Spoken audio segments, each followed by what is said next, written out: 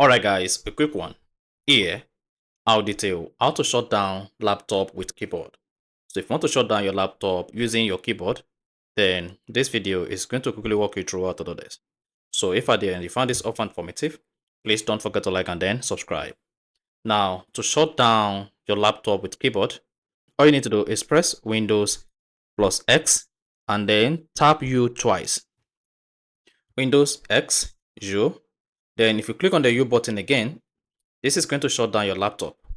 Or just press Windows X, U, and then use the arrow button, select shutdown with the up and down arrow, and then click on the enter button.